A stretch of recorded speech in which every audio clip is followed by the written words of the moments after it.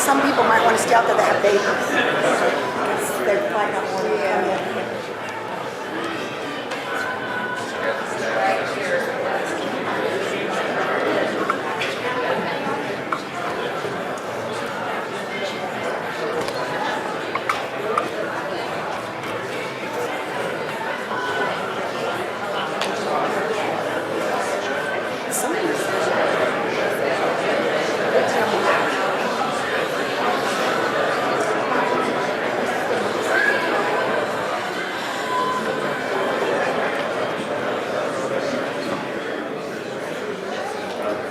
Found out we are now at official overflow capacity, but that is exactly the way Jack would have it.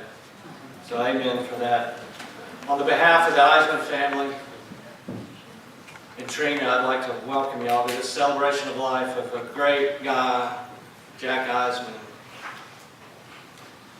For those of y'all who don't know, I'm Bill. I go way back to the dirt bike riding days back around Ritchie High School. Known Jack a long, long time. And a thought occurred to me. You know, Jack knew so many people, so many groups.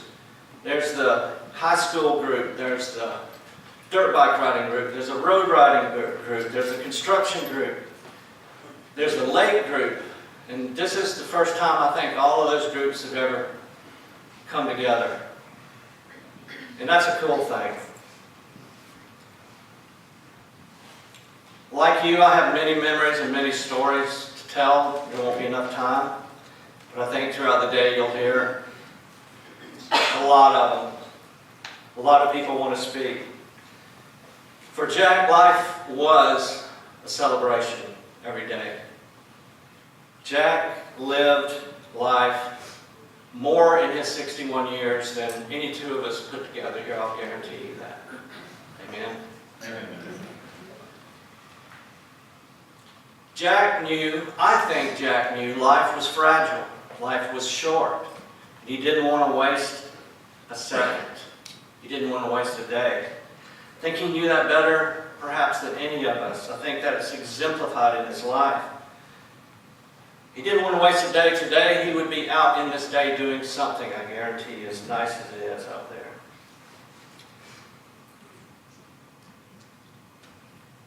I think Jack knew that time was a commodity and it shouldn't be wasted. And he was afraid of wasting a single day. So let's celebrate the life of Jack Cole Eiseman today. A great man, a great friend, and a huge, huge guy. Jack Cole Eiseman, we love you, brother. Now, it's been a couple of weeks, and quite frankly, it's been pretty tough. Talked to a lot of people, it's been tough on me. Everybody I've talked to, it's been tough. It's been a mess. I've been a mess.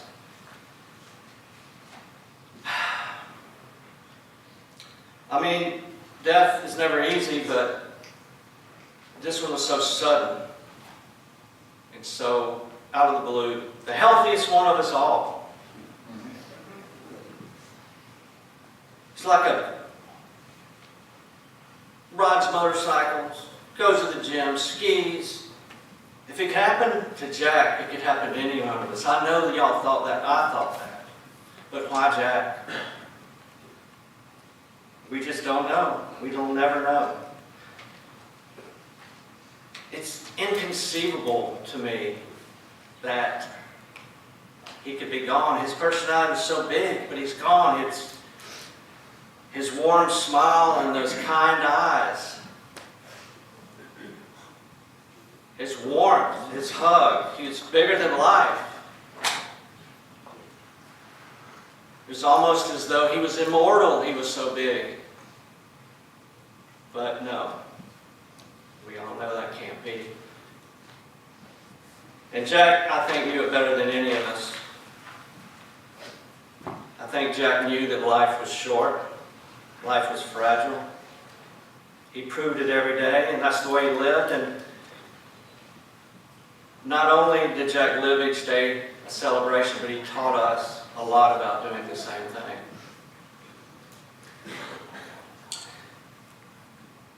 Death is a part of life, as hard as it is to accept. Jack would say it differently, because Jack was an optimist. He would say, life is short.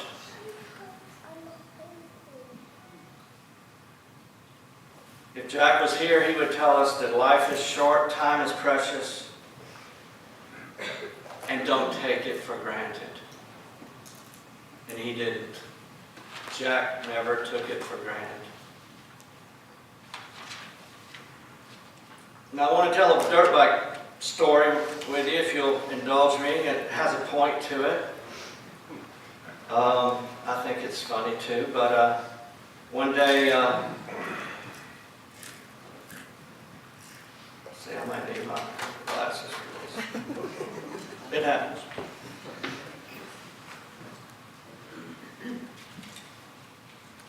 There was this unexplored wilderness area north of Jasper, Georgia, sort of near Burton Mountain Estates, if anybody knows where that is, Oglethorpe, just west of Oglethorpe. And we had tried to get in there. We never could get into this area. We could never find a way in. There were no trails. One day we found somebody who owned some property, and he said, there's trails right out my backyard. So me and Jack were on it. We were there like the next weekend, and so we got on this trail. We're headed out, me and him. We had a map. We were prepared with our backpacks. We didn't know where we were going. We just knew it was a big, unexplored section of wilderness. So 2 miles in, the trail just ends. We stop the bikes, and we're sitting there looking around. No trail, no roads, nothing. And I'm like, well, Jack, what do you want to do? I mean, according to the map, there's 8 miles that way to a road, 8 miles that way to a road, and 13 to a road that way, 2 miles to the truck. Now, normally Jack is risk averse. He's very careful with the things he does.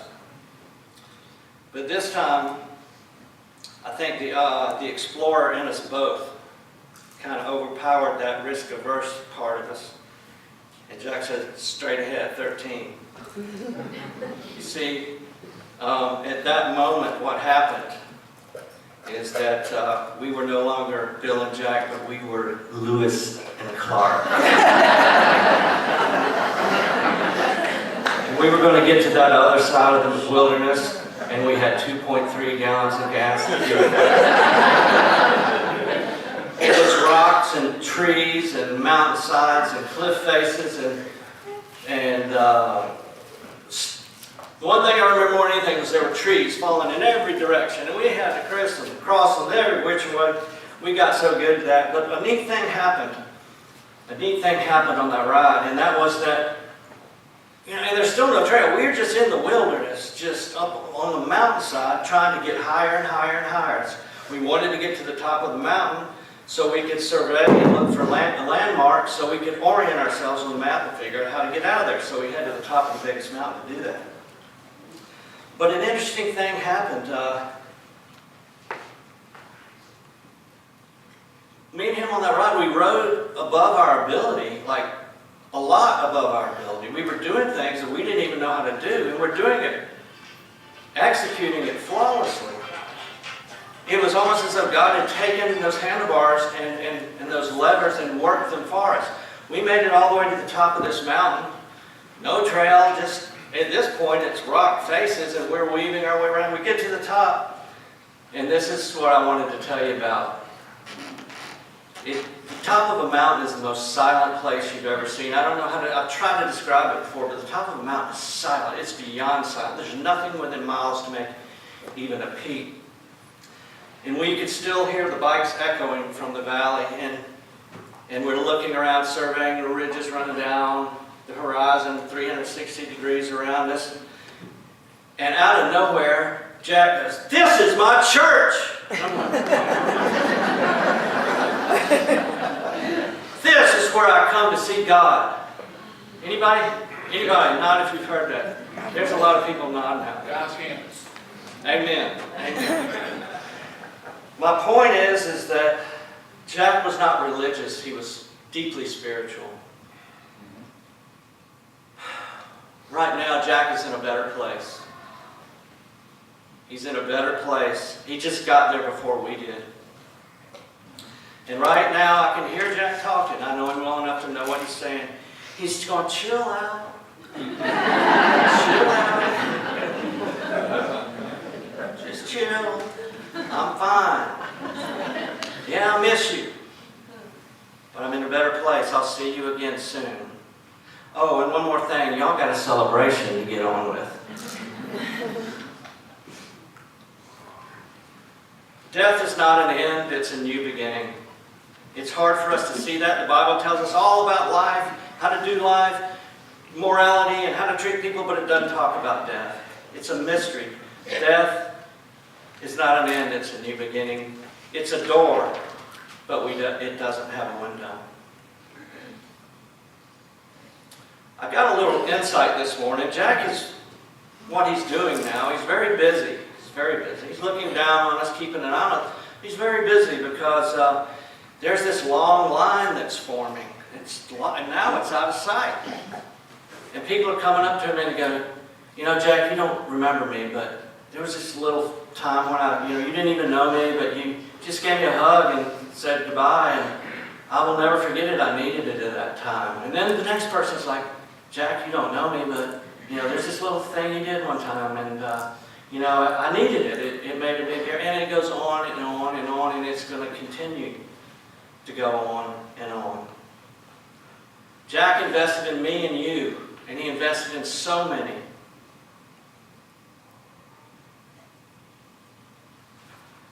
And let me tell you what's happened. There's something going on here. That investment in all of us that Jack made has now come to maturity. He's no longer here to nourish those seeds and water those seeds. That is now up to you to do that. To take that place in your heart that Jack invested so much in. It's a different measure for every person, and it's a different way for every person.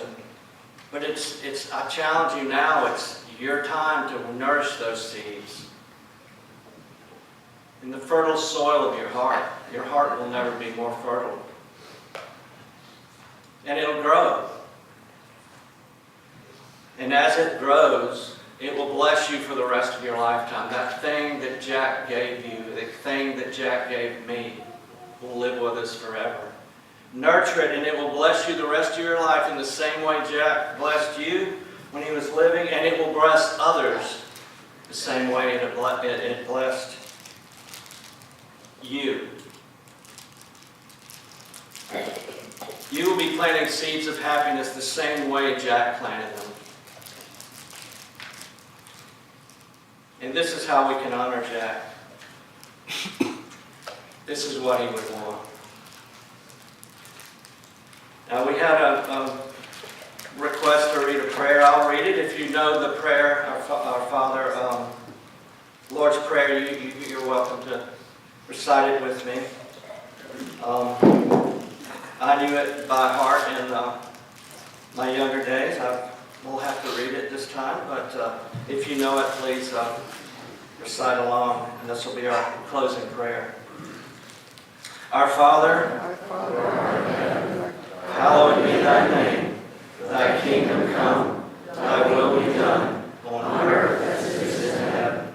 Give us this day our daily bread, and forgive us our trespasses, as we forgive those who trespass against us. And lead us not into temptation, but deliver us from evil. For thine is the kingdom, power, and glory forever. And now Noel will sing for us.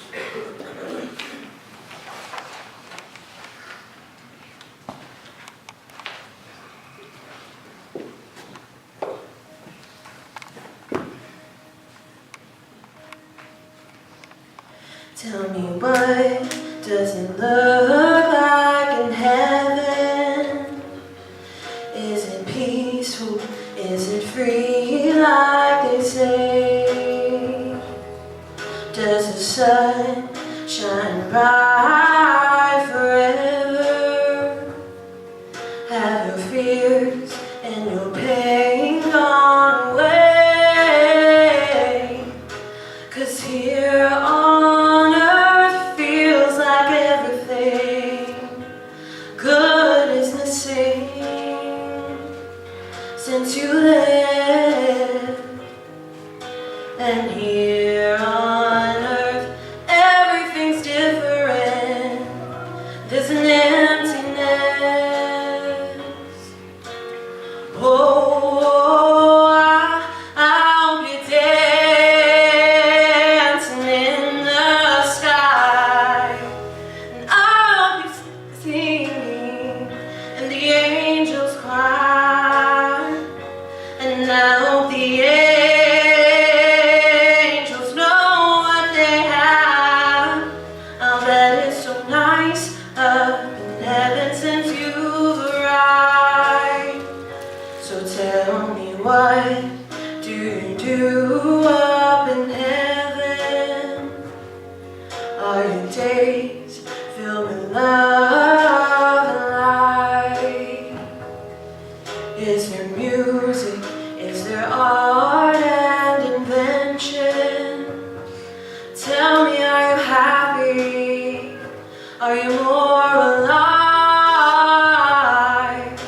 'Cause here on earth feels like everything good is missing since you left. And here on earth everything's different. There's an emptiness. Oh, I hope you're dancing in the sky. And I hope you're singing, and the angels choir. And I hope the angels know what they have. I'll bet it's so nice up in heaven since you've arrived. I hope you're dancing in the sky. And I hope you're singing, and the angels cry. And I hope the angels know what they have. I'll bet it's so nice up in heaven since you've arrived. Since you've arrived.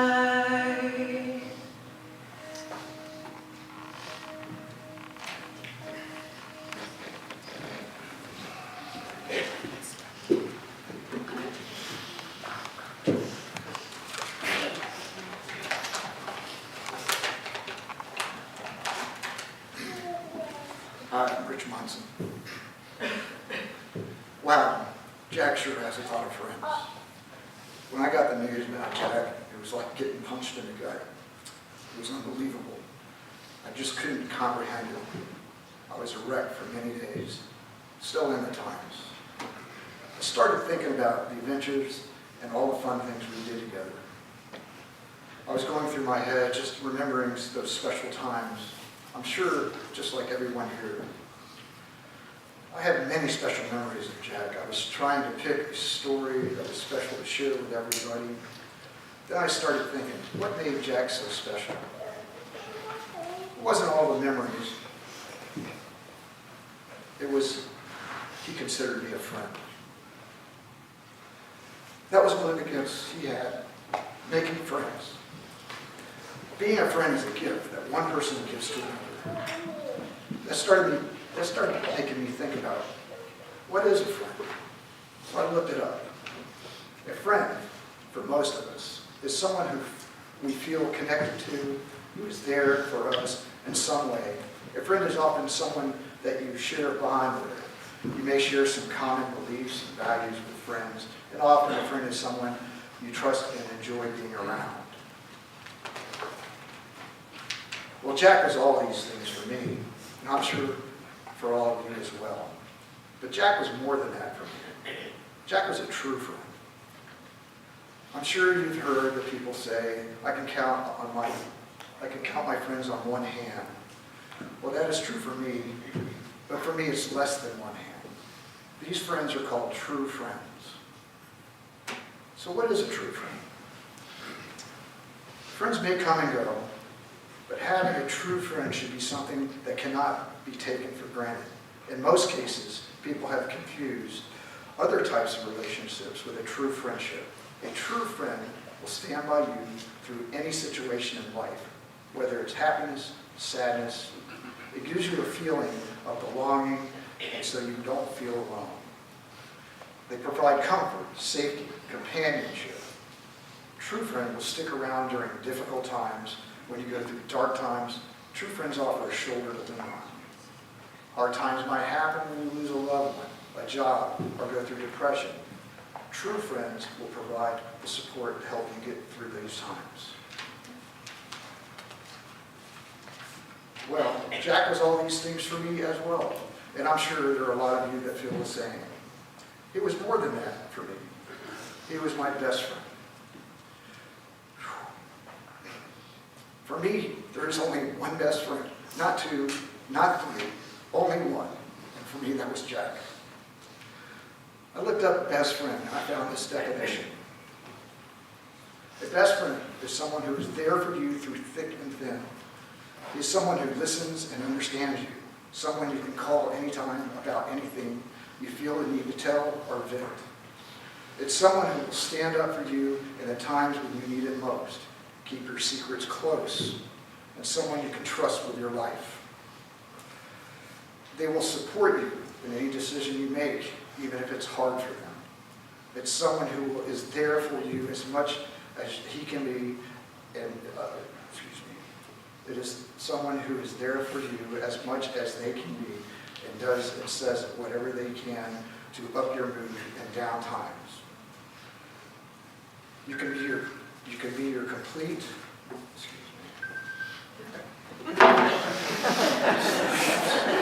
Probably Jack. It's Jack.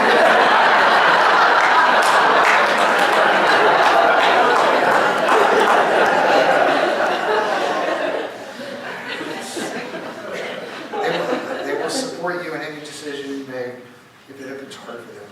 It's someone who is there for you as much as they can be, and does and says whatever they can to up your mood in down times. You can be your complete and total self around this person without feeling uncomfortable. You can say or do anything, and your relationship never changes. Someone who literally feels sent from heaven to make your life that much easier. Someone who will do almost anything for you as you would for them. And someone who loves you no matter what kind of stupid thing you do. This person will always want the best for you, as you will always want for them.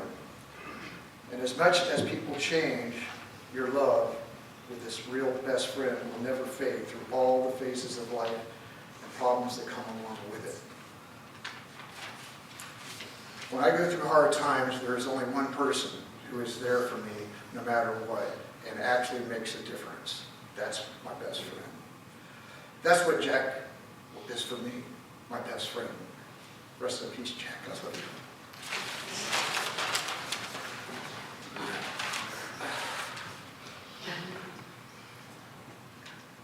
So we're going to have some other people come up and talk. And I have a list. And Jill and Colin, are you here? I'm sure you are. Please come up.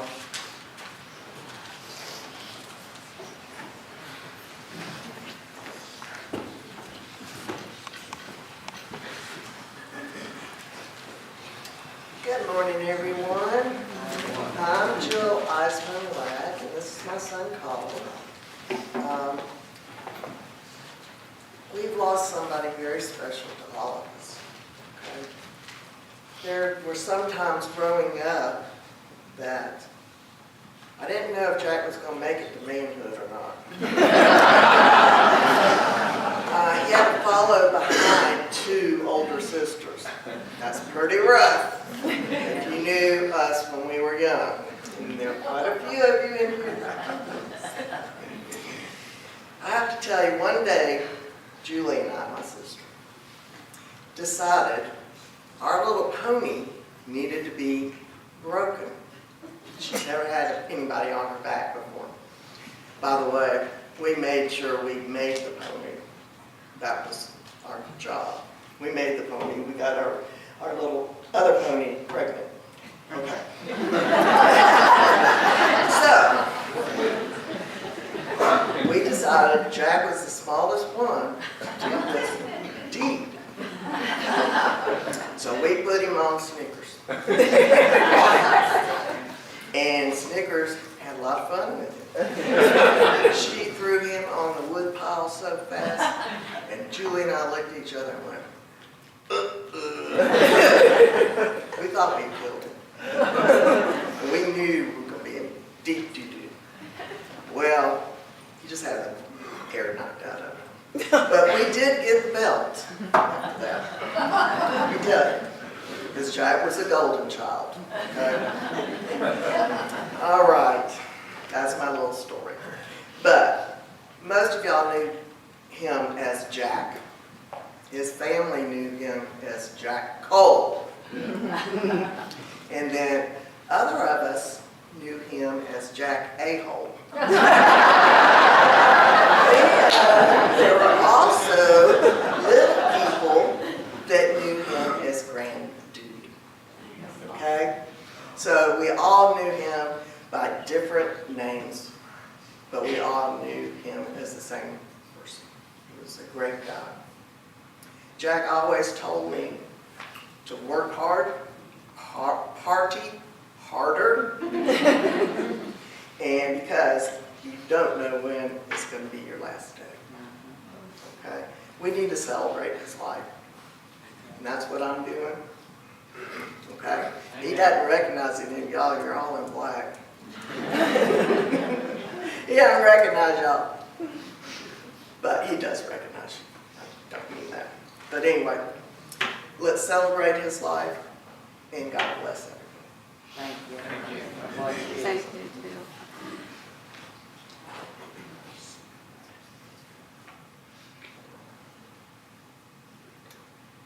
Children with their phones. Yeah, sorry, I didn't have any paper. Hello, everybody. My name is Colin Kolak. We all know where the cold came from. Yeah. And I'm Jack's nephew. Even when I was just a little boy growing up with Jack, it was nice to see somebody like him grow too. I ended up watching him grow too. You know, from the Datsun to the Chevy to the Mapleton to the lake. And I watched his family grow, my family.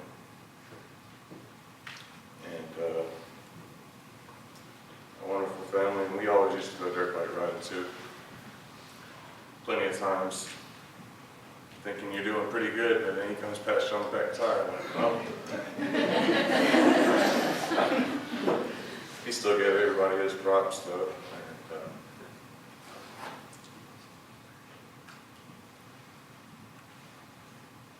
he gave us a light that we can all follow. And even though he's not among us, he's still with us.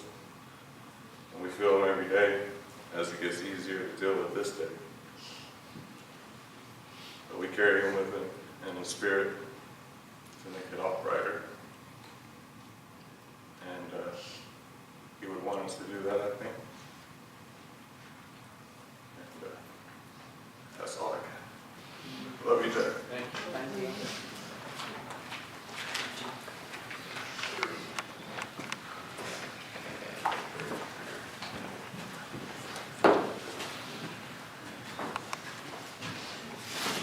Tamara, Tiffany.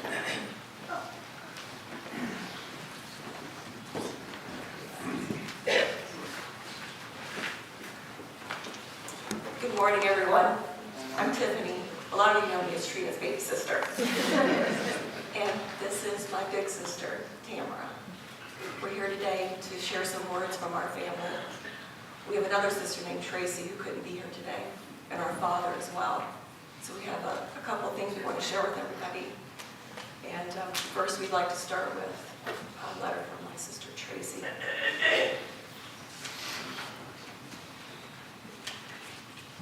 Good afternoon, everyone. This is a letter from my sister Tracy to Jack. Jack, we will miss you dearly. Your abundance of warmth, kindness, and caring soul touched my heart. Jack, you left this thing called life way too soon. When I heard of your passing, I experienced a flash flood of many, many, many memories of you. I'm so grateful I had quality time with you during my parents' 60th anniversary last year. And Jack, I am so sorry for dropping your 61st birthday cheesecake on the floor. But Jack laughed so hard, we had never seen him laugh so hard. I remember the beautiful music which dances in my head from the day that you married my sister Trina. I will embrace and cherish those memories forever. Thank you for making and being a part of all of our lives. And most of all, thank you for being my brother-in-law. I will miss you, Jack. So I feel very fortunate that we got to spend Jack's 61st birthday together as a family. That was so touching and meaningful in California. We're very fortunate to have had all those memories with him. And I'd like to share you more of a prayer to Jack upon his passing. Jack, son, brother, best friend, husband, grand dude, a brother from another mother. I've heard many of you say it before. The labels he was given in life. The labels in life we are all given have a deeper meaning, demonstrated by every action we take. Jack was no exception, but rather exceptional. The impact he has made on his family and friends. All you being here today is very evident, the impact he's made on our lives. Thank you, Jack. You have given us a gift, a role model to follow. Being someone you love, we love, and providing a strong connection to human life. Very evident, as I see here today with all of you here. Today we share with you, my brother, our brother, in the union here today. We're all here to celebrate you. That's what he wants us to be doing. Everyone loved Jack. He got along with everyone. Was respected, loyal, understanding, patient, worked hard, and he played hard. He took his natural born talents, simple as they were, and overachieved his dreams. Well, you came in my life when you found true love with my sweet sister Trina. I saw how you built a beautiful life together and created your dream to live on the lake, something they shared the day they met. Jack, you are just not a good husband, but from my eyes, exceptional and very rare. I'll love you for loving my sister and treating her as her number one. Well, I guess he listened to his mama and became the perfect, simple man. Jack's favorite song touches my soul. There is something in those lyrics we can all learn from. Most of all, I've learned from you the deeper meaning of just being a label. You had soul, being someone you loved and understood. God took an exceptional man from us, and I pray, and I know he will be cherished in heaven as he was on this earth. You are now with the loved ones who have passed before you. The peace I have, I share with you all today, and maybe you'll find peace with this as well. You, Jack, that I cherish will be waiting for me from up above when the day comes. That gives me the comfort of what has happened so suddenly in our lives. Amen.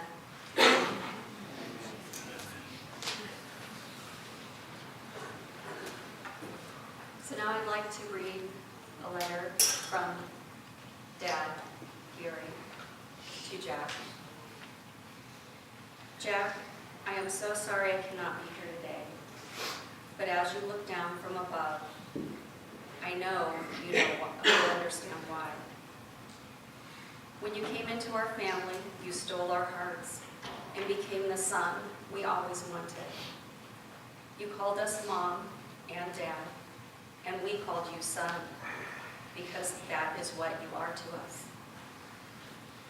Jack, your presence enriched our lives with so many wonderful good memories with Gloria and I and our whole family. You were like a brother to Trina's sisters, and you made our daughter Trina the happiest woman on earth. For that, Jack, Gloria and I are forever grateful. And as you look down on your amazing friends and family, I know you don't want everyone to be sad. Jack, as you would say, I want you all to live your life to the fullest. I'm trying myself. And Jack, you will be in our hearts and memory forever. Your loving dad, Gary.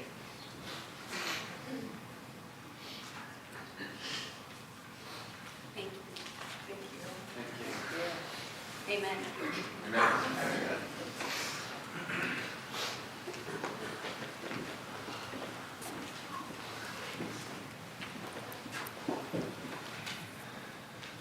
Cash is Jack's grandson. He's going to speak next.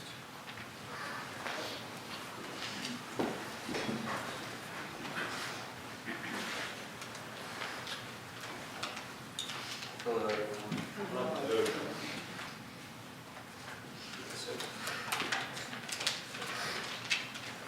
I'm Cash.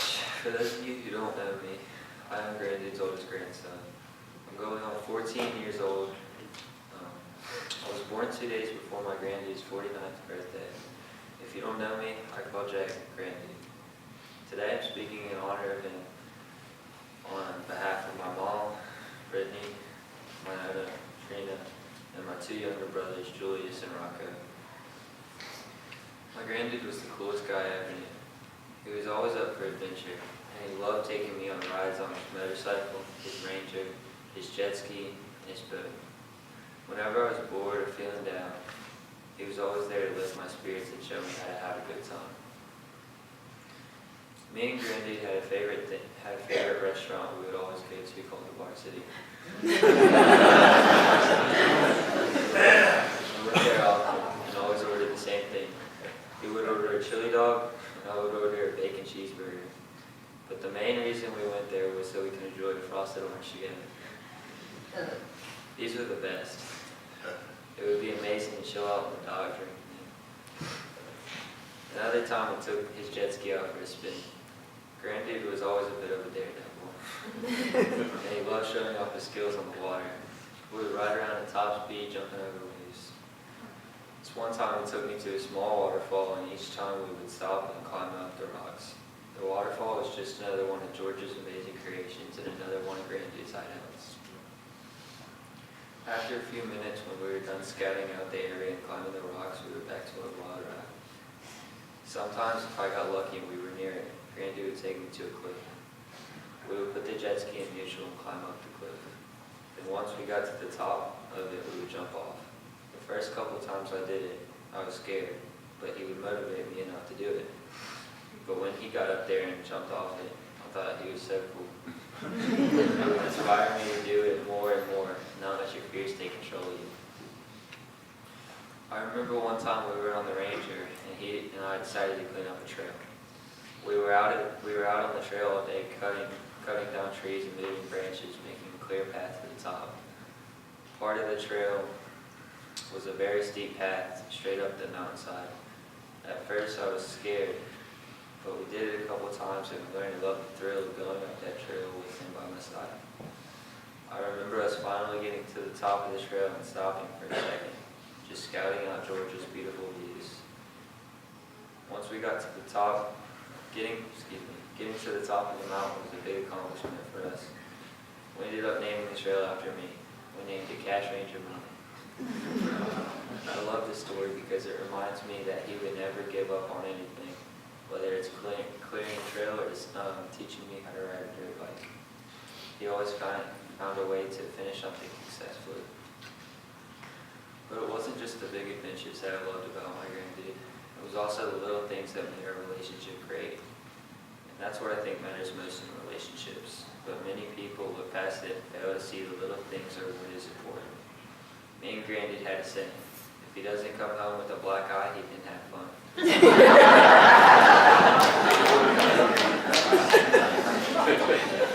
That was just our excuse every time we would do something thrilling and risky. Sadly, my granddad passed away sooner than I wanted him to, and I miss him terribly. But I know that he would have wanted me to remember all the fun times together we had together, and to keep living my life with a sense of adventure and humor. Whenever I see the varsity, I think of him and smile. I know I wasn't always with him, but our relationship and our adventures felt like it. He was a one-of-a-kind grandpa, and I thank God for the time I got to share with him. Bless you all. Thank you. That's awesome.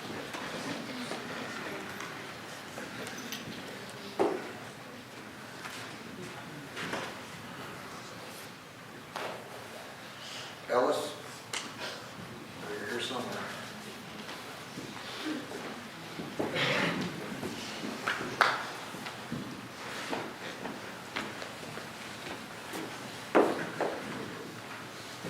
Hi, I'm Ellis. I've probably known Jack longer than either Julie, who's passed away, or her sister Jill. I went to preschool at Annie House Cook, and we went to grammar school, and we started our lives on mini bikes and go-karts like most of the friends we've had later in life. Everyone likes to bring up some fun things about Jack.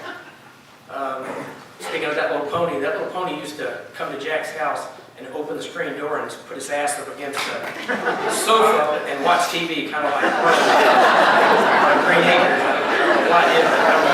First big memory of something great happened at Jack's house. To go on farther in our lives, we grew up and we didn't see each other for a long time, and I was driving a concrete truck, and I backed up to a pump truck to put some concrete out and put my chute on, and I look up and Jack yells down, "Ellis, is that you?" And I look up Jack, and then kind of started a relationship that we hadn't had for many years. My dream in life was to be a stuntman, and Jack helped me with that as I decided to go out and set records jumping motorcycles. And Jack was my crew chief, my best friend. He made sure the bike I was on would not kill me or upset the audience that was going to watch. A lot of times I actually did a show and I wrecked at the end. It was just so that people would come back the next night and watch and see if you made it or not. But we had a lot of good friends and a lot of good memories. I'll just say a few more and then I'll come off the mic. But I made a track behind Guy Webb Elementary School. Chet Lacey, Jack Eiseman, Mark Anastasia, all these people used to come and ride back there. And Jack would come over and take pictures of us. And that bond of those guys has carried on to this day now, even into the passing of Jack, who we love so much. Probably the most important thing of Jack in my life was his commitment to his family. He started his life with one family and then absorbed another one.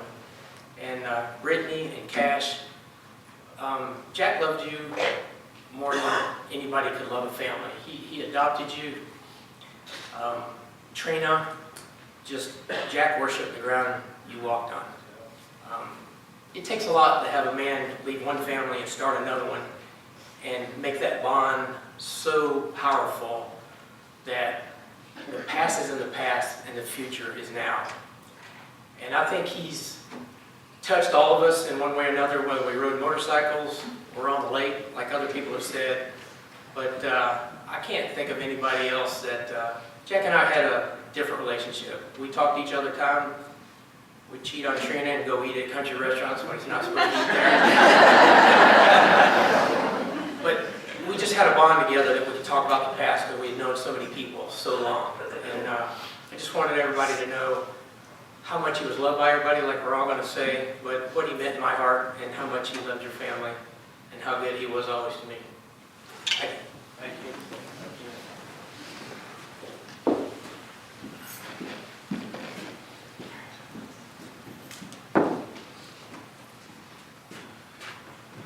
Kevin, Yes. come on up.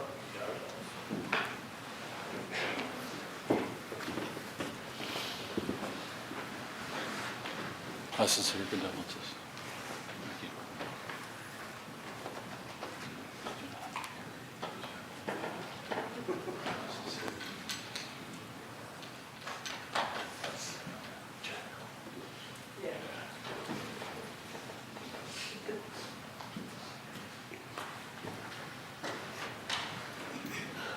Hello, everybody. Hi, my name's Kevin James, and I've known Jack just like Ellis, just as we were kids. And most amazing things in the world.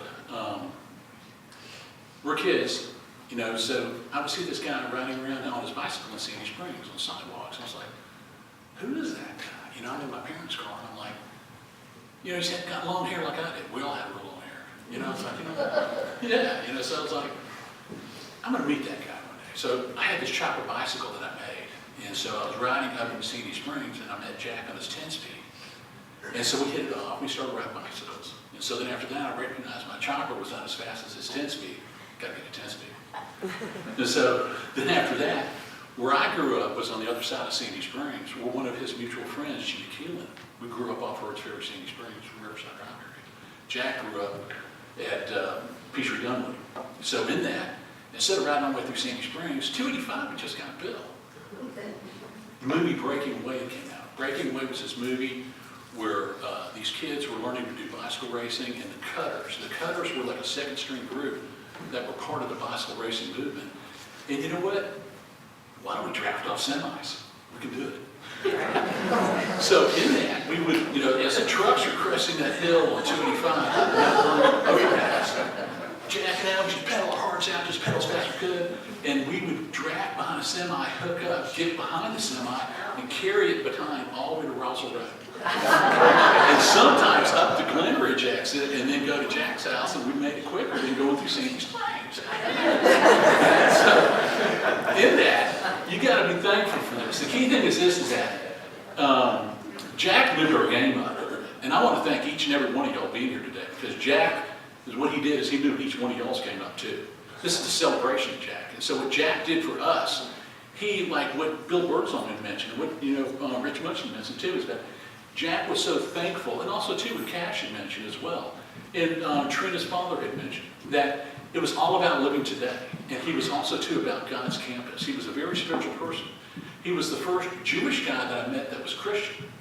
So Christian is Christ in us, and so Jack believed in being Christian. And I always thought that was just so magnanimous. And I was like, God, what a great philosophy. And so then later on in life, you know, as I wrap this up too, because we got to move it forward. There's so many other people that need to speak. So we moved in from, you know, riding bicycles to dirt bikes to hot rods, etc. Jack had a Mustang, an orange and black Mustang. Think about that. He's big into KTMs. He was orange and black. Anyways, so we, later in life and everything, Jack was always the inquisitive one, just like what Lord Song said, and Richard said also too, is that he'd always kind of figure out what was the latest, greatest, biggest, baddest, wickedest, meanest, fastest, whatever it was.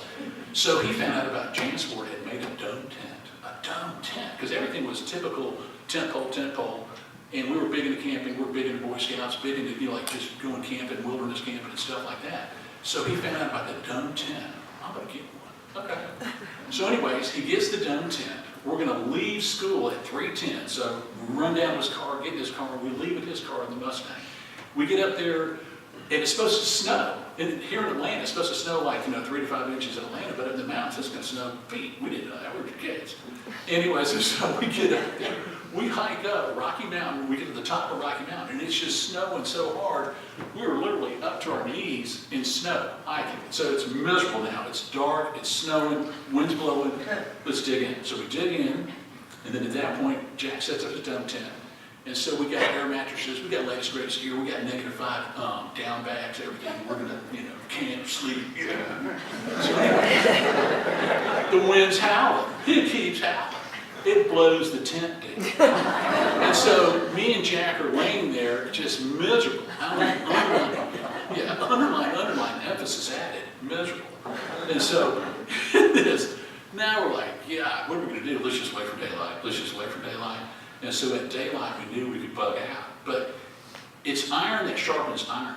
And what Jack did for each and every one of us here, he sharpened each and one of us. And so, as what Rich said also too, and Bill, is that he gave us that ability to know you had a wingman, to know you had somebody just as strong as you to help pull you and get you out, and to help move you through life. And that's the key thing. That's the reason why we're here to celebrate. And the reason why maybe Jack passed away before all of us, he got the early exit strategy, but whatever. So in this, he brought us all together. He brought us all together to think about that, about the family. America, the number one, the thesis of America is the family. The family is the very DNA to the thread of the moral fabric of America. And you know, Jack was all about the family. And amen to Jack. And amen to each and every one of y'all. Thank you. Thank you. Amen. Thank you. Thank you.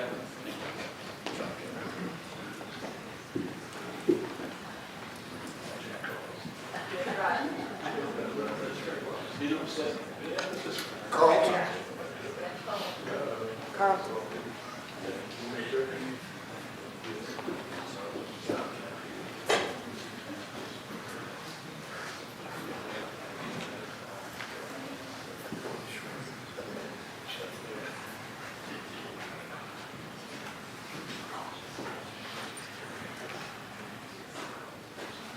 Hi, everybody.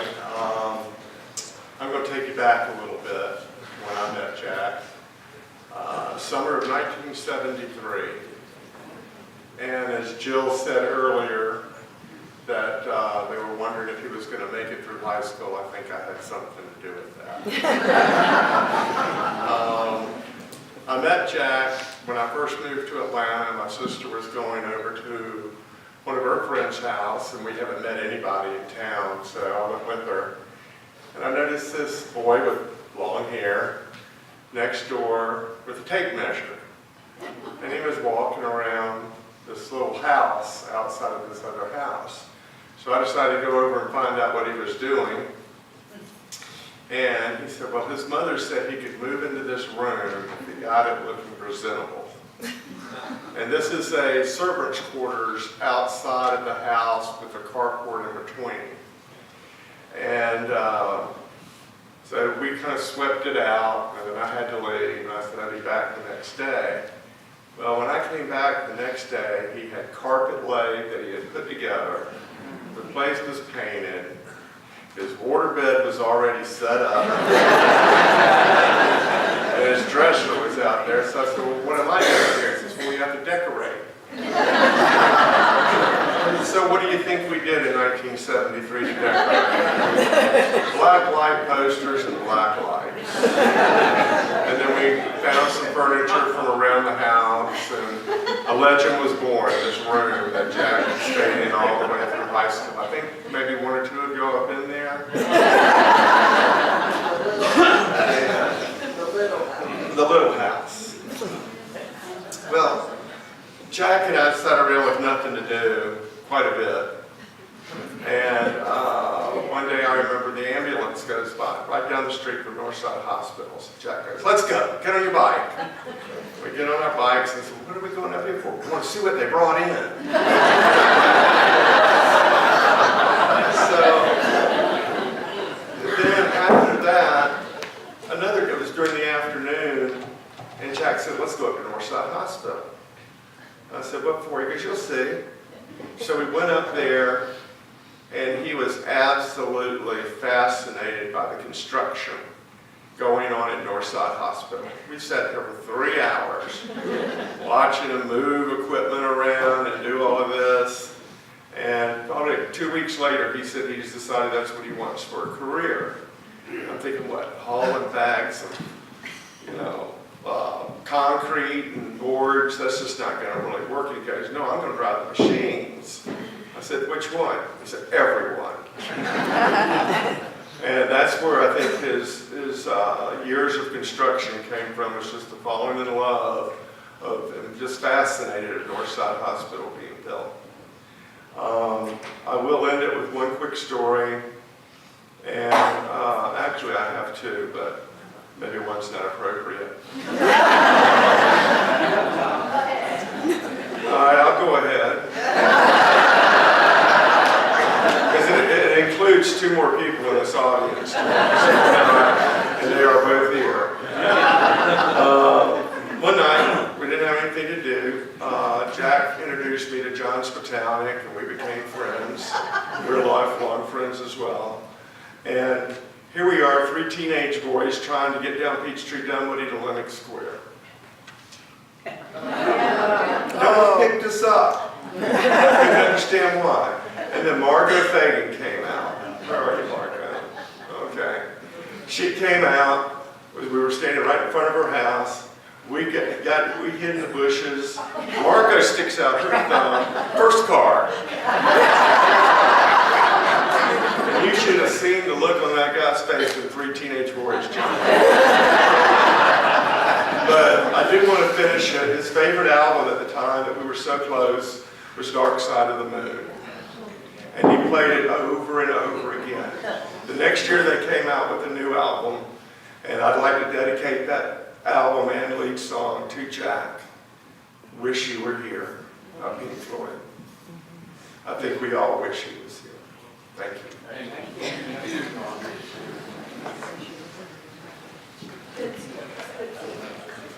We got one here.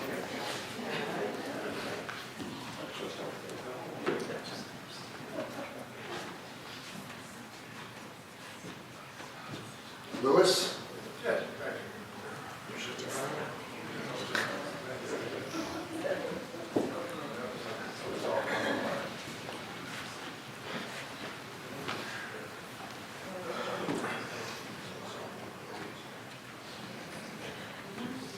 Well, you know, as I was just sitting over here and I kind of was just looking at everybody that's gathered here, and I see so many different chapters in life, different walks of life, from, you know, all gathered here with really a common bond, you know, our love for Jack. And, obviously, Jack has spread a lot of love and kindness that connects us all. You know, I had to reflect back of all the mountains are calling with Jack, and the way back when, the hiking and camping and dirt bikes and boating and all the adventures. And we'd been all over the mountains and singing off the mountains. So then, well, let's go spelunking. Let's go caving. So we go to Blowing Rock Cave in Alabama. Happened to pick the weekend when like the most rain in Alabama in like 2 decades. We were like 10 hours into the cave. So, anyway, there was probably, I'd say a 40, 50 foot silly putty mountain. That was the quickest way to get to the next cavern, or we could take a long, convoluted way. And, By the way, Lou, I'm sorry to interrupt, but this will not take away from your time. Oh, that was. That was you. Just next time it comes around, that's Lou and Jack.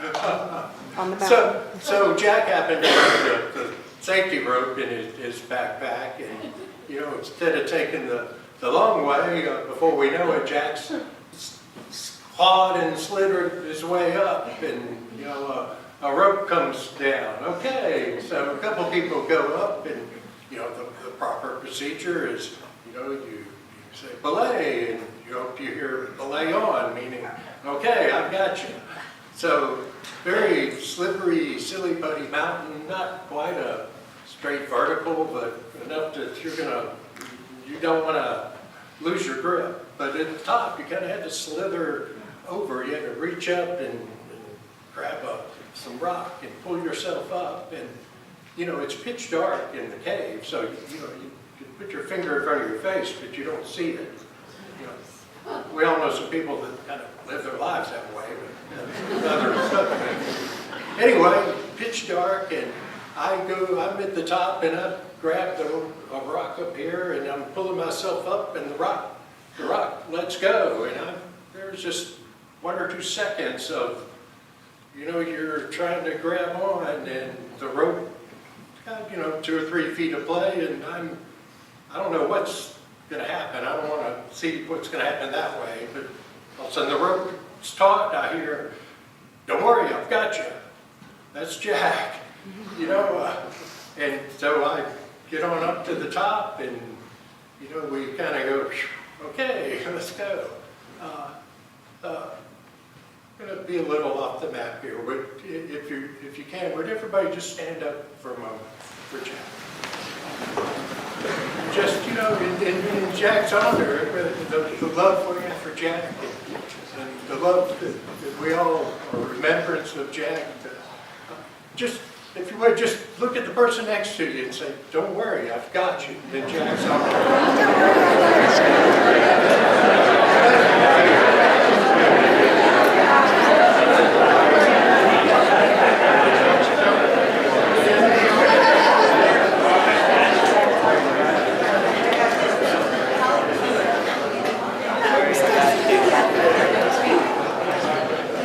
We're all here for Jack.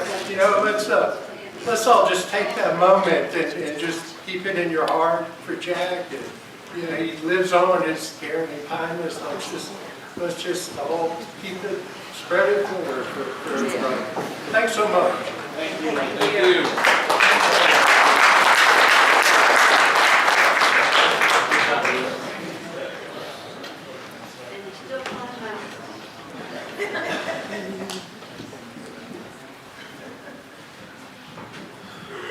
Okay, Bill, it's your turn.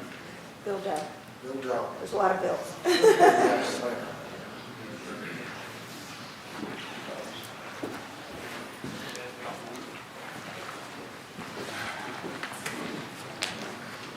Thank everybody for coming. I'm Bill, of course. Originally, I met Jack through my wife and Barbara, and my understanding was the first time he came to pick Trina up, that Barbara was there to run a little interference and give Jack a rundown, make sure he was the proper man to take out her friend. And obviously, he passed with flying colors. They've had a great life together. We became real good friends and hung out a lot over the years. One of the stories that I have, I remember we were on an all-inclusive in Cancun, and he had told me before we went, "Go to Dick's Sporting Goods and buy the best snorkel gear you can get." So of course I did. And about day 3, I'm on my second 12 o'clock somewhere cocktail, about 11 a.m., and he comes up and says, "Come on, we're gonna go snorkel." So I had no idea what he even had planned. We walk out in front of the resort, climb aboard a Mexican bus where there were only 2 resort people on it, and we drove to the end of the line and got out and started walking. And I remember it was hot, the sun was bearing down, and we're walking and walking and walking. And I might have muttered a couple things under my breath at him, but we passed all this nondescript beach, and all of a sudden we got to this point, and he said, "We're here." And I had no idea what we were getting into, but we geared up and entered the water, and I've snorkeled many times. I've never seen anything close to that.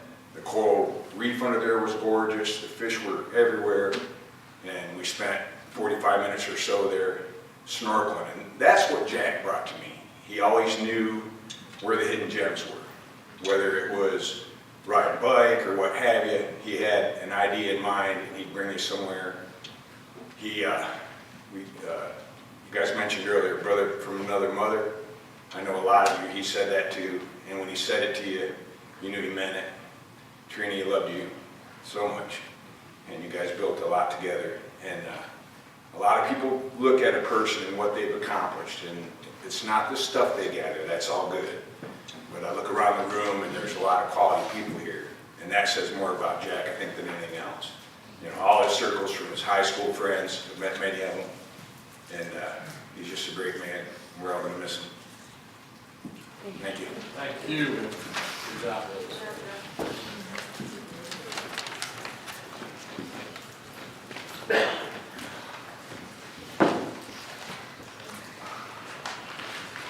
Steve Hendricks.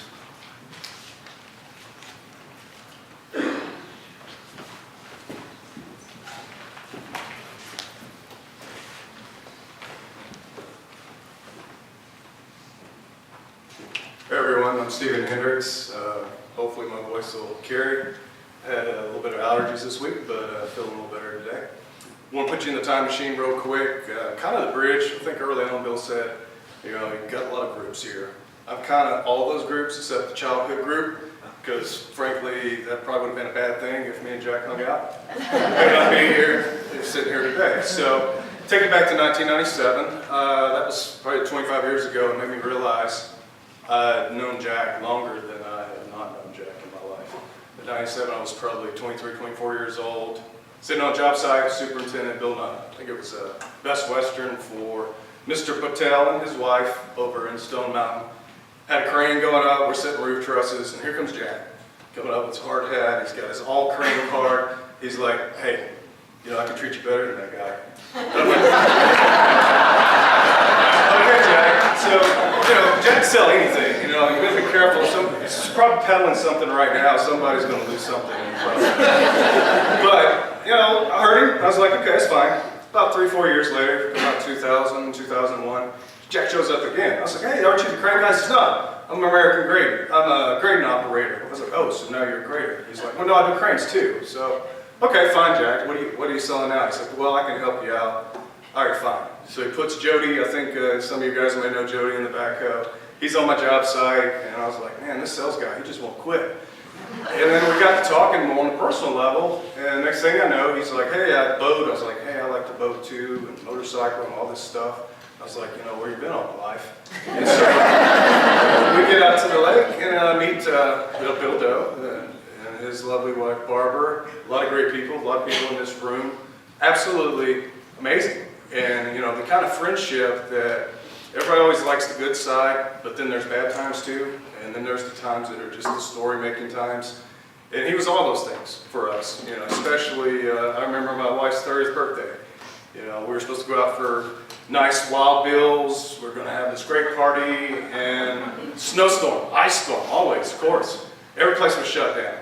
But called my buddy Jack. I was like, Jack, you don't go out? He said, I'll go out. And then Bill and Barb, I was like, y'all have a car. I was like, well, we'll come pick you up. So we picked Bill and Barb. We ended up, all the places are shut down except one Mexican restaurant.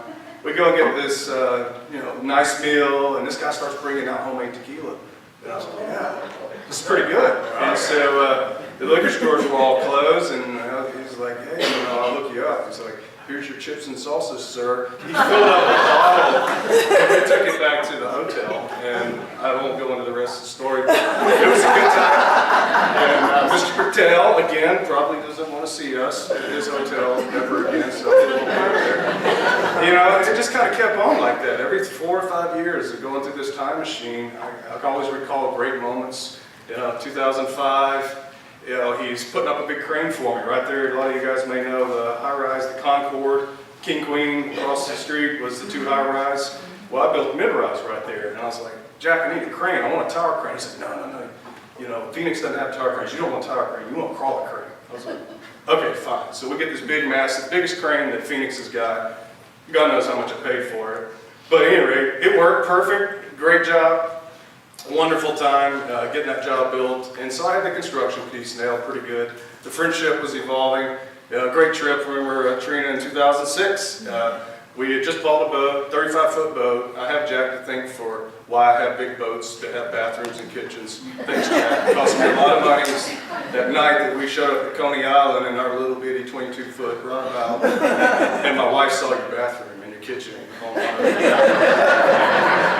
We won't go there, but needless to say, now I got a bathroom. I have 2, and a 50-foot sailboat down the coast. Thanks a lot. But that trip, we went to maybe 2 months. I had the boat, didn't even really know how to run it. We had this great idea, adventure, Jack and I, to load this boat, oversized, hauling down to St. Augustine in Jacksonville. We went to the ICW, we went to St. Augustine. We got turned around, couldn't read the charts right, ended up going out the inlet in the wind opposing tides. So anybody who's a boater gets down the coast, not a good idea. And when you see a 15,000-pound boat launch in the air and land on the, not good. So, you know, the girls are in a panic. We got Nico and Roxy, our dogs at that time. The dogs are like, oh, we're gonna die. And the girls, you know, Jack and I are like, no, we got this. And the girls are like, well, you know, we're gonna swim to shore if you guys, because I can see the shore. Probably wasn't a good idea. But I says, look, Jack, we got to turn around, about face. We've got the waves timed right. I full throttle, 180 back. And by the time we get turned around, I said, God, we lived. There was just this nice, calm water. And you can see the Bridge of Lions in St. Augustine. So that was our lesson. We probably needed a little more training on the coast. But it was great times. Skip ahead, 2010, I think 11, Jill, you guys remember the camping trip. Have Jack to blame again for those KTMs. I was perfectly content in my life with Hondas and Kawasaki's. We went camping, and Delana we started riding, and he's like, oh man, you gotta get a KTM. Okay, great. So go twice the price and go twice as fast. Sounds pretty good to me. So I got the bug, and I got a couple of them still in the garage. Wonderful times. Skip you 4 or 5 years ahead. 2015, I started my spiritual journey, and Jack, being a good friend, he's like, well, we'll hang out and do that. So we had some good times adventuring into Sunday afternoon pub talks and whatever else. Eventually led me deeper into the religious side of things. There for our grandkid, my first grandson. We were there for, I think, in turn for Jack. You remember Cash? You probably, it's been a few years, hasn't it? Since we were there at the hospital. So, great that he shared in that with us. And then more recently, in the past, I had a very tragic event, and being a good friend, he was there for us on the front row when I buried my daughter. So I kind of wanted to, end with that level of, friendship and just how important it is to weather those storms. Whether it's a, marital relationship, it's a friendship. It's, you're in it. It's a journey, and the journey's not over. Everybody in this room is here. They could have been doing something else today, but they showed their support, and they're here today. So I wanted to share a little piece. I think Bill already said the Our Father in the very beginning. That was part of. This is the condensed version of something we read for our daughter at the funeral, and I just kind of want to pay it forward to him. If you just indulge me one moment, we'll get through this. O God of all spirits and very flesh, who did trod down death and overcome the devil, restoring life in this your world, to the soul of your servant Jack, depart this life, do you yourself, O Lord, give rest in a place of light, in a place of green pasture, in a place of refreshment, from where pain and sorrow and mourning have fled away.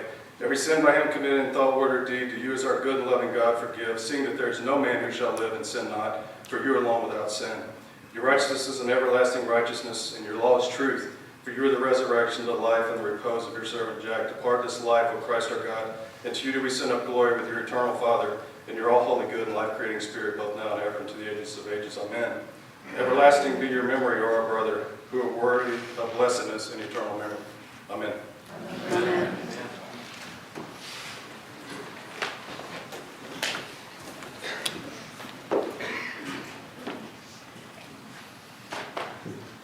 Rusty?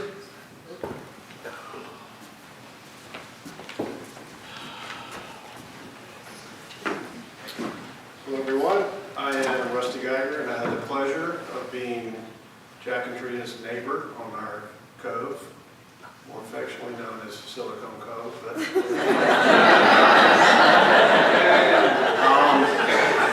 my story about getting to know Jack really doesn't involve him at all. We were the first ones on the cove, I think, moved to the cove, and we were having a get-together at the house. Okay, we'll call it a party. And I was standing on the back porch, drinking a beer or something, and I looked down at the lake, and we had a large set of steps that went down to the lake before Jack came and put a cart path in for me. But there were these two girls walking up the hill, and they're both in their swimsuits, and I said, does anybody know who these people are? And I remember thinking to myself, girls walking up from the lake to my house, I'm really going to enjoy living here. So that's how I met Trina.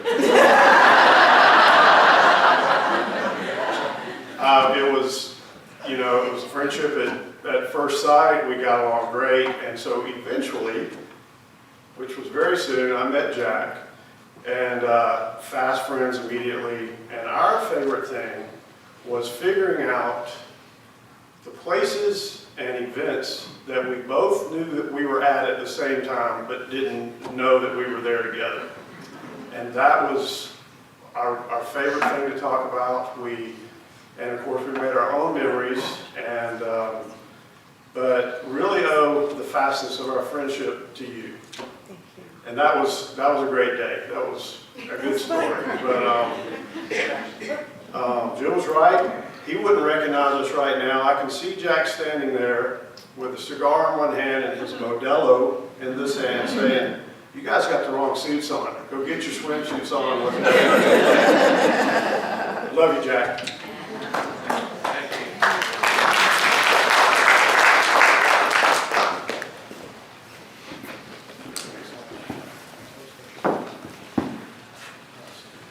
Okay, Dan, it's your turn.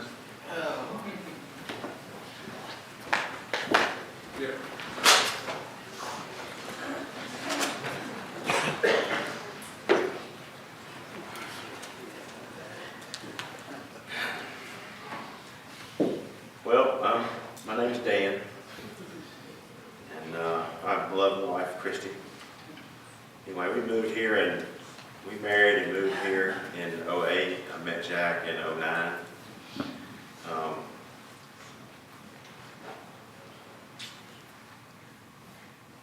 I'm just gonna go with this. We'll do what my wife said. Thanks a lot, buddy.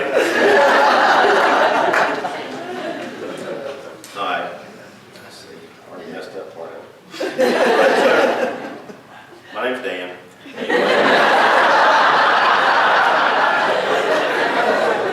Also known as the son of Lieutenant Dan. Officer Dan. But what Jack mostly called me was brother. Okay? My wife's also, he nicknamed my wife Coco also, Trina, him and Trina, anyway, so. Chrissy and I, just as others here today, we still have a close relationship with Jack and Trina.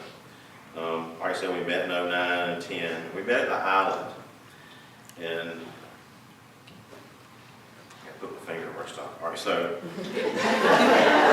the island is up there where the Chestatee and Thompson Creek meet. Okay. Now I grew up when I was born in '66, and my parents bought a lake house on Yellow Creek, so it was around the corner. So I was on the lake a lot longer than Jack. So, but I learned how to frog gig and fish in Jack's Cove. In that cove, there's only 1 or 2 docks in there at the time. It actually used to be like a little pond. It has a little thing on it. But anyway, so long story short, I never stopped at that island ever when I was a kid. That was one place that my dad said, "Don't ever stop there."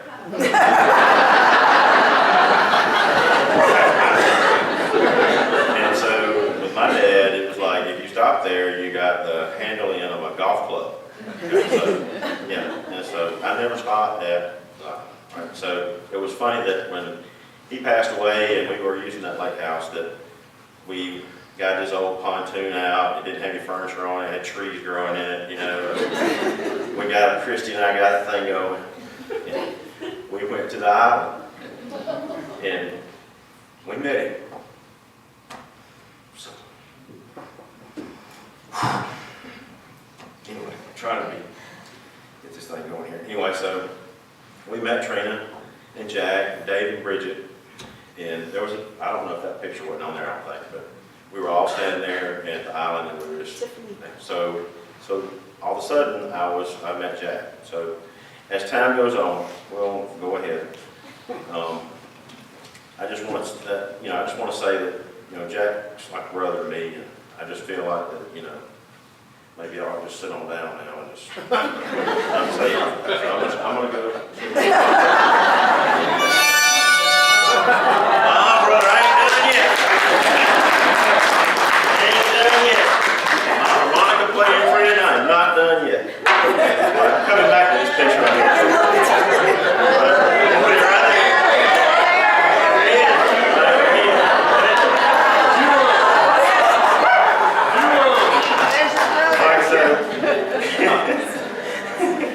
So Jack was, he was my brother.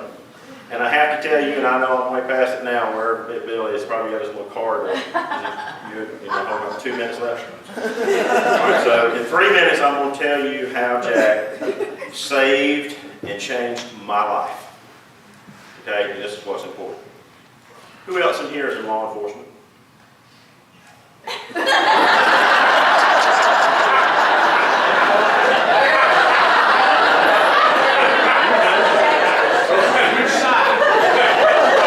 It's official. Jack had friends in every avenue. The only one, and it makes me feel really, really good.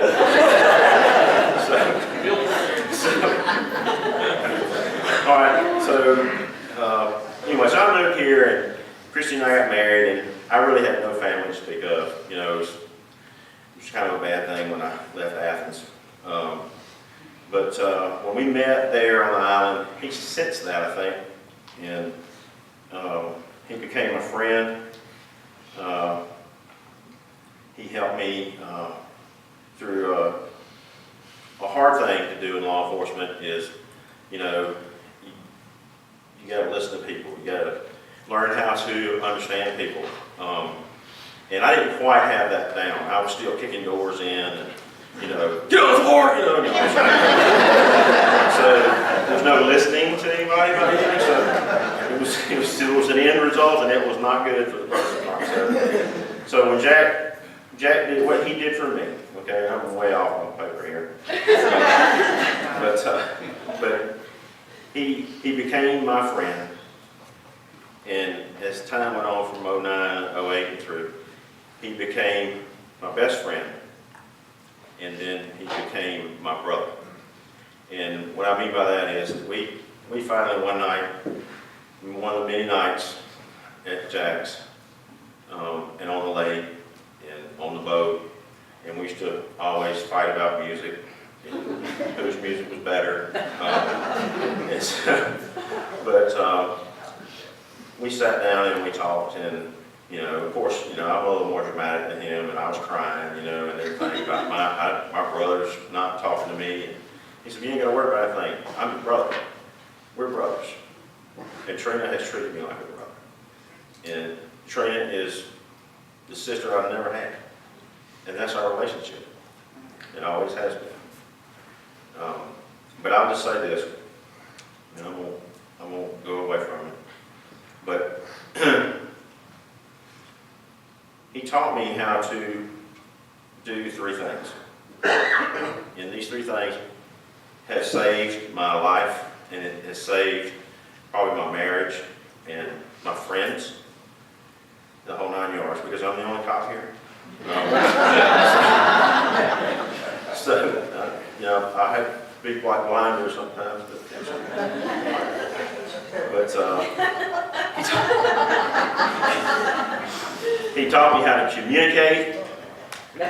He taught me how to compromise, and I knew how to do that already in law enforcement. I communicated pretty good, and there was compromise, and you were going to jail.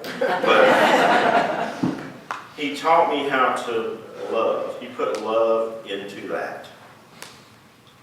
And I was sitting there this morning at my table, or yesterday morning, on my one day off now since I retired. And the word love was there. And I was looking at it and I went, let's break that down. That's what Jack gave to me. He taught me how to live it. Live it. He taught me how to own it.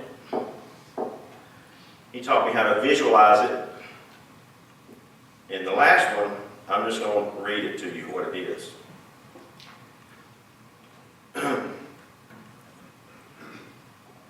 The ability to recognize, understand, and share the thoughts and feelings of other people. It involves experiencing other people's points of view rather than just one's own, and helps behaviors come from within rather than being forced. E is empathy. And that's what I was missing in my career of 31 years in law enforcement, up until I met Jack. And I treated people differently when I met Jack. it saved my career, it saved my life, and it saved everything else in my life. So I owe him everything for that. Anyway, you know, if that's not Jack, I just don't know what is. That's what he meant. That's what he meant to every one of y'all. And I stand back and I see it. So I appreciate the fact that Jack taught me how to learn how to love in everything that I do. Now, back to this harmonica. All right, everybody here knows Jack likes to have jam sessions late at night.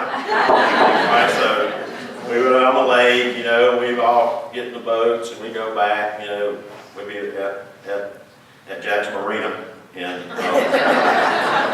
so we would have jam sessions, and all of a sudden everybody's picking up stuff and they're playing instruments. And I'm over there going, I'm just that cop that don't know how to play an instrument. So he hands me those little baraka things, you know. And I'm like, what the hell am I doing with this thing? So I went on a mission to find Jack's harmonicas. All right, so I finally found this little box of harmonicas. Well, I didn't know that harmonicas came in like different kinds of things and different, you know, how you play them. So I'd find the box, I'd get behind him over there going, trying to back him up, you know. So that happened about 3 times. And I noticed the box kept moving every time. And finally found it upstairs in his bedroom the last time. So Jack gave me this harmonica.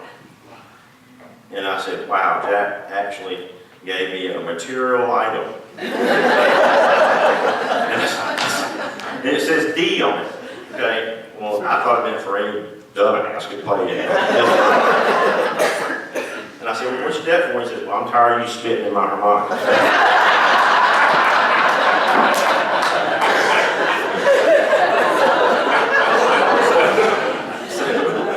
He meant it too. He didn't want to know where his harmonica was. I was in the garage somewhere. If anybody knows my garage, I know where everything is, but it looks like a tornado. So anyway, so with that being said, you know, I'm going to live my life. I'm going to move forward. I'm going to take this harmonica with me, and I'm going to live the rest of my life. And I'll always have this harmonica. Anyway. To the family, I just want to say thank you for giving me the honor and the privilege to speak, to share, you know, his only cop friend. Anyway, wait, you can't say he didn't have one somewhere. So. But I just want to say God bless and rest in peace, my brother. And I will see you again.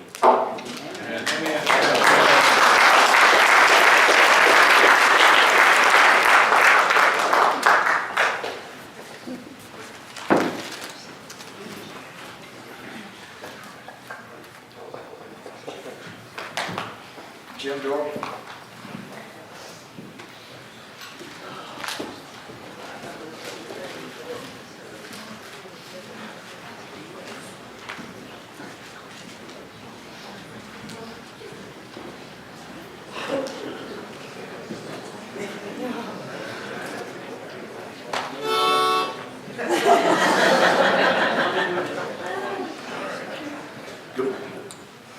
Good afternoon. I can't see shit with those glasses.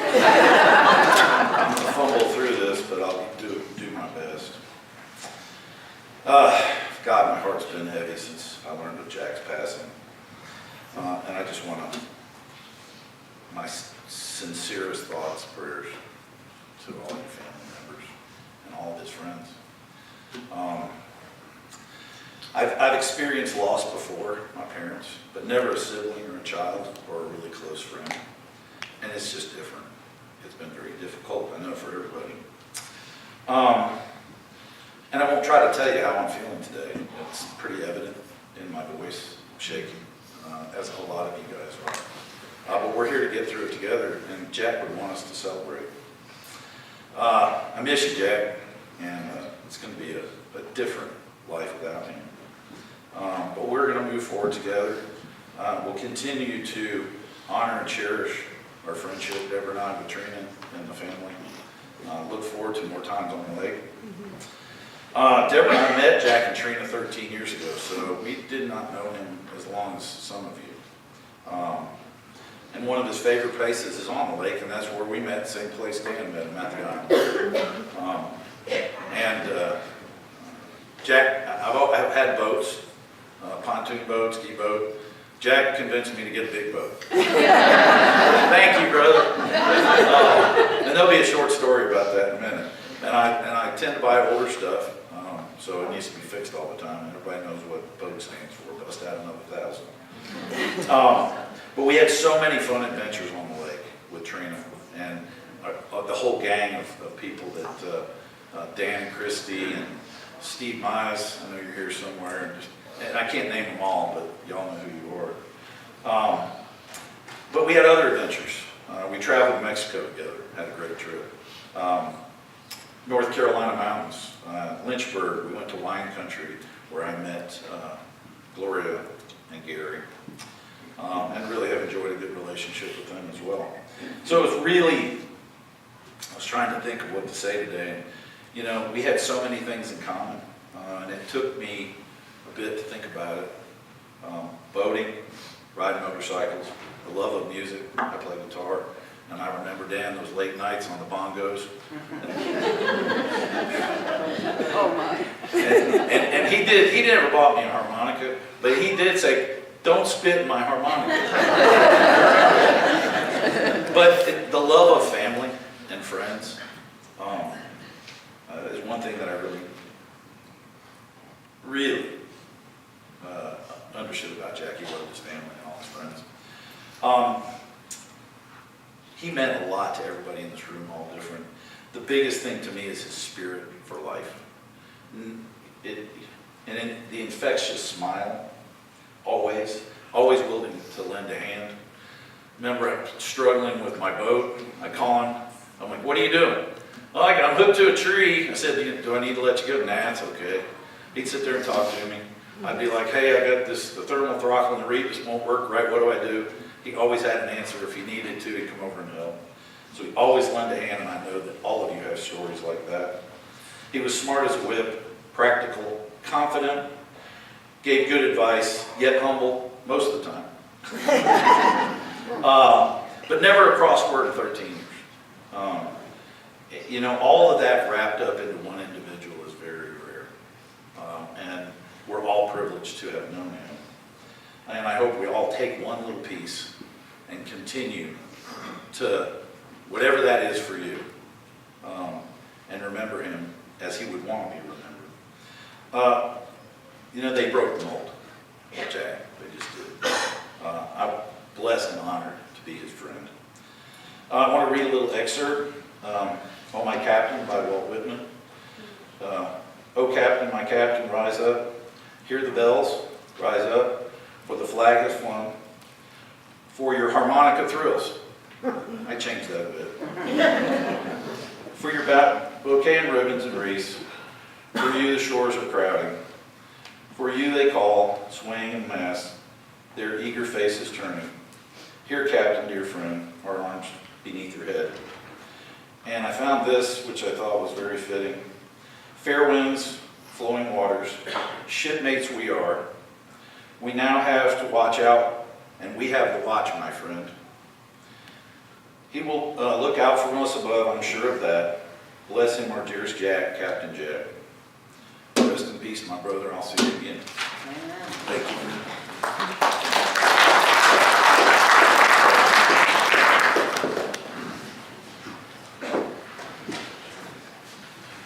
Steve Cap.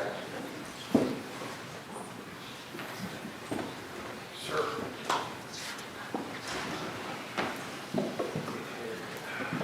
Rich, if I'm not mistaken, am I the last speaker? Rich? Thanks for the pressure. I appreciate it. I have to now follow everybody who did great things up here, try and come up with something. Now I'm old, so there's no paper, because I have to go and expand my screen. Unfortunately, I missed somebody, so you're not last. Thank goodness. Let's see what we can do. So, good afternoon, everybody. Katrina. Got you. Got it? Across the cove. We got you. We're not going anywhere. To stand up here, I'm going to deviate a little bit. To stand up here, it's quite an honor. Talking about Jack, as strange as it sounds, is kind of both easy and hard because we all knew Jack as a friend to everyone and someone who had no enemies. We're all going to say these things that we've already said, everybody who got up here before me. So the pressure to say something incredible and memorable, man, this is going to be a little difficult. But Jack, I love you. That's easy enough to say. I'll say this, I don't know who inducted the Beatles, the Stones, or Led Zeppelin into the Rock and Roll Hall of Fame, but I know whoever that person was probably as honored to do that for those bands as I am to stand up here. Jack, I didn't think I'd lose it. I thought Jim Dore would cry. It's going to be me. Anyway, right? But let's make no mistakes. Jack was a rock star in every sense of the word. And now he's done what most rock stars do. He's exited the stage, and he has left his fans wanting more. All we can do is play the memories. Right, there are scores of friends here today who have known Jack longer and certainly better. Childhood friends, the school, the work, and not to say the least, the late friends. Gail, my lovely wife, and I are probably late chapters in Jack's life. We go back just 8 years.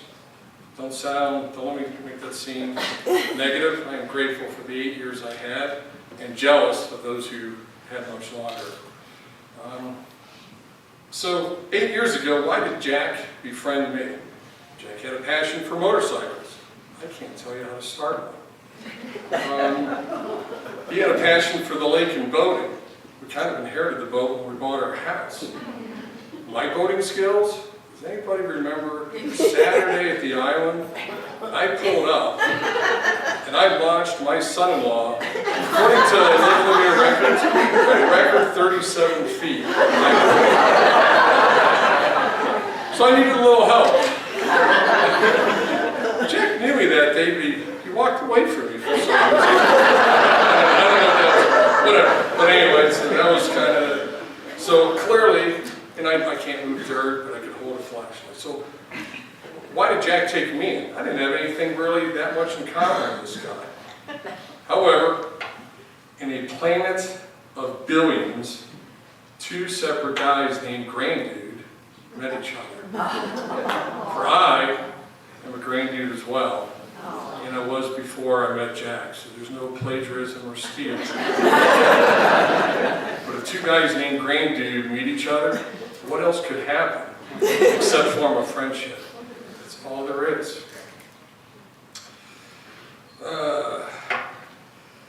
It didn't matter to Jack who you were. It didn't matter if you shared his passions. It didn't matter how much money you had, what team you rooted for.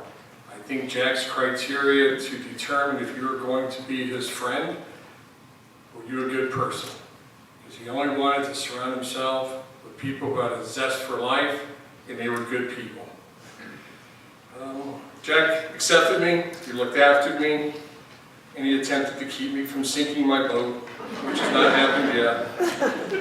I am grateful I haven't known him as long as Stephen and Jim, because he didn't sucker me into a bigger, more expensive boat yet. So maybe I'm a little lucky there. All right.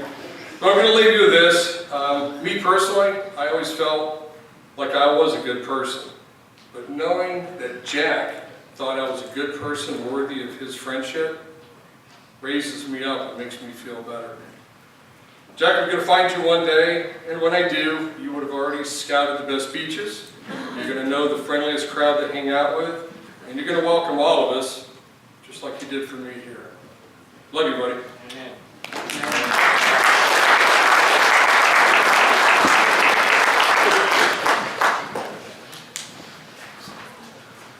All right, Chet Lacey, you're going to wrap it up.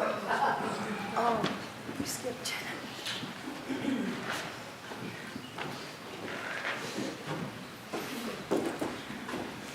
Well, thank you for that.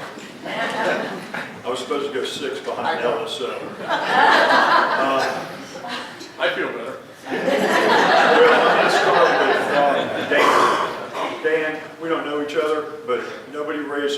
remember who else is a cop. So for everybody else, who can raise their hand that heard, hey, get down on the ground?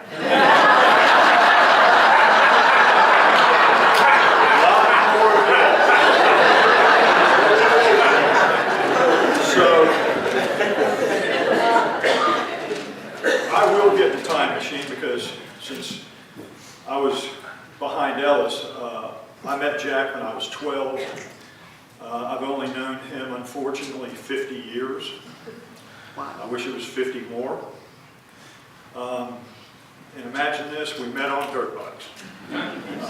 I lived on Peachtree, Dunwoody, just like Ellis did, just like Jack did. There was a number of us that, at that time, we rode around Perimeter Mall a lot because Perimeter Mall was literally, if you can imagine this, the only building there.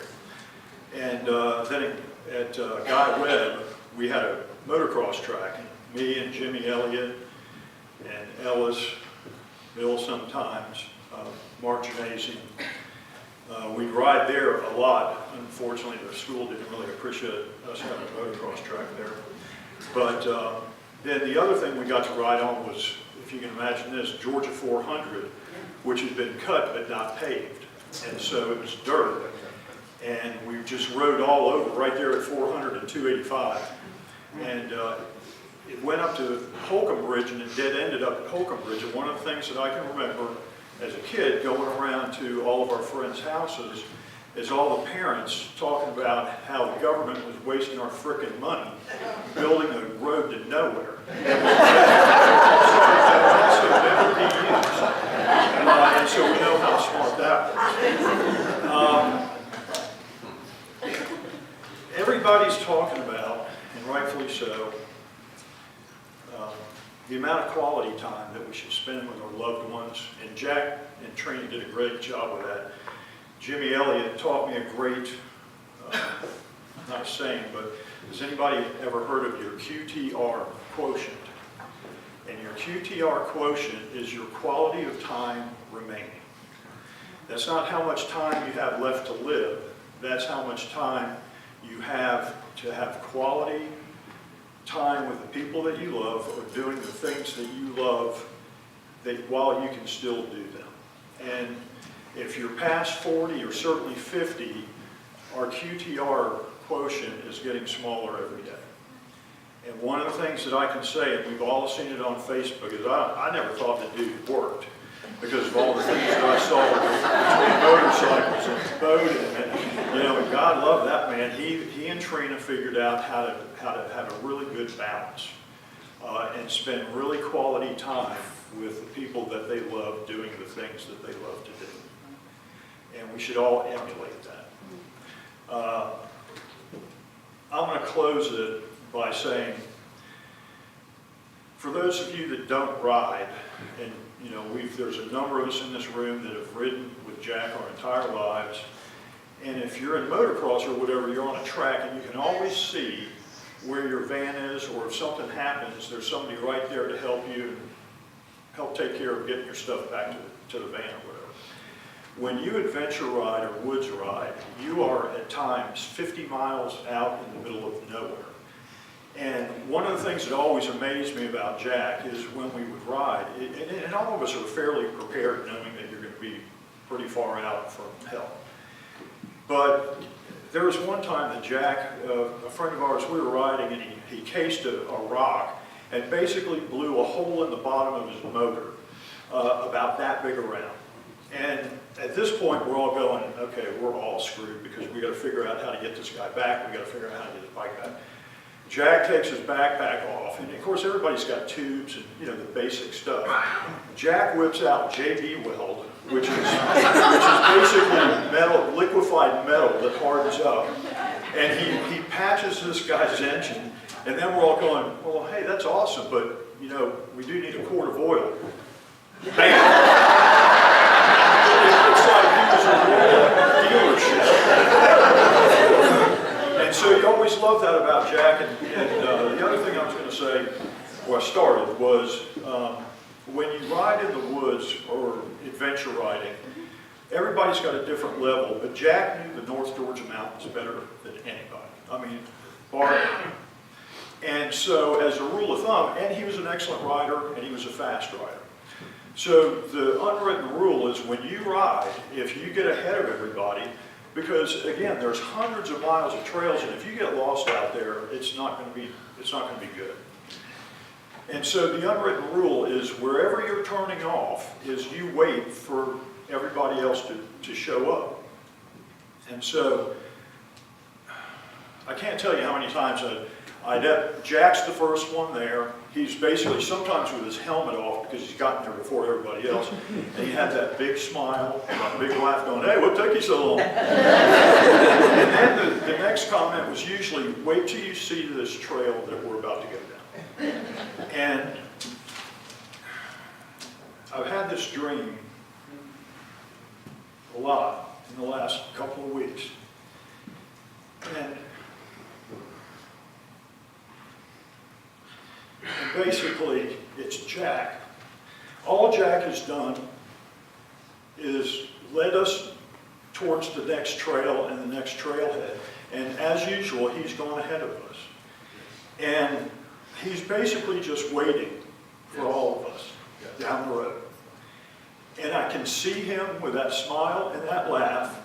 And in essence, him saying, "Wait till you see this trail." Happy trail, Jack.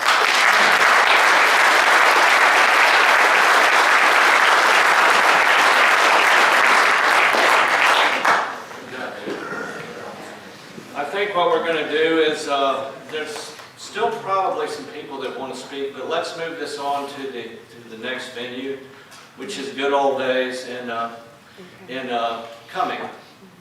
Sure that we can find that. In closing, what Chet said is perfect. We've done so many legs with Jack. Now we come to a place where it's up to us to go to the next trail. It's up to us. That's what Jack will want. So let me ask you, are we ready to do this? Yes. Can we have an amen out there? Are we ready to do this? Thank y'all. Thank y'all. In closing, I'll say a prayer. And I made this prayer up. This prayer is perfect, I think. I made it up. So the Lord's Prayer is beautiful, but it's out there. This is meat and potatoes. Heavenly Father, we thank you for the blessing of Jack. And all the goodness he's planted in our hearts, we pray that you would nurture that goodness right there where he put it in our hearts. Jack was about goodness and Jack was about love. May we be about goodness. And may we be about love. May we be about kindness. Father, take the weight off of our shoulders as we walk out. May we have a new lightness in our step. Fill us with your peace. Fill us with renewal. Fill us with closure.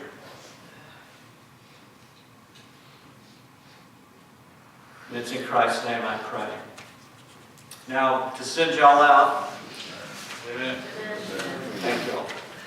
To send y'all out, I need to give a benediction for y'all, because that's what preachers do. I'm not a preacher. But that's what I'm supposed to do. So now there was a little bit of uncertainty as to which blessing I should read. I know that Jack is not Irish. I wanted to read the Irish blessing. Jack's not Irish at all, but he sure liked St. Patrick's Day. So may the road rise to meet you. May the wind be always at your back. May the sun shine warm upon your face, and the rains fall soft upon your fields. And until we meet again, may God hold you firmly in the palm of his hand. We'll see you at the next place. Amen. Amen.